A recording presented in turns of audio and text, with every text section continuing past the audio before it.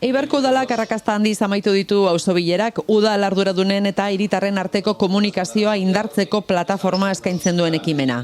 Hiritar asko bertaratu dira azken asteotan egin diren saioetara komunitatearen garapenean duten interesa eta konpromisoa islatuz. Bilera hauen helburu nagusia auzo bakoitzeko biztanleen kezkak, beharrak eta proposamenak zuzenean ezagutzea da. Hiri azpiegiturak hobetzea, espazio publikoak mantentzea, kultura eta kirol jarduerak bultzatzea eta jasangarritasunarekin eta segurtasunarekin lotutako proposamenak daude auzo bileretan gehien jorratu diren gaien artean.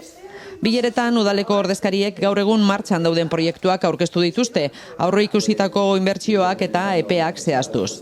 Aldi berean, auzokideen iradokizunak eta proposamenak onartu dira, eta datozen hilabeteetan aztertuko dira, etorkizunean udal jarduketetan txertatzeko. Nire iritziz auzoko bilerak, urtero egiten ditugun auzoko bilerak oso importanteak dira, oso interesgarriak dira, eibartarrei hurbiltzen gara, eta eibartarren kexak, iradokizuna, gomendioak eta entzuten ditugu bileretan, eta oso importanteak dira kexa hauek, gomendioak eta gure politikak, gure eguneroko politikak hobetzeko. Auzo bileren lorpenen artean, zenbait auzotan funtsezko proiektuak lehenesteko lortutako akordioan nabarmen daiteke. Esaterako, komunitate espazioak bergaitzea, berdeguneak handitzea, eta kaleetako eta eraikin publikoetako irisgarritasuna hobetzea. Azpimarragarria izan da bestetik, auzo kolektiboen funtsezko garrantzia, hiritarren eskaerak bideratzeko egin duten lanagatik.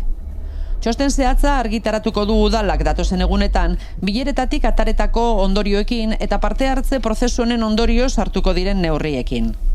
Ekimen honekin Eibarrek kudeaketa inklusiboagoa sustatu nahi du, auzo bakoitzari eta bertako biztanleei paper aktiboa eskainiz hiri kohesionatuago eta dinamikoago baten eraikuntzan.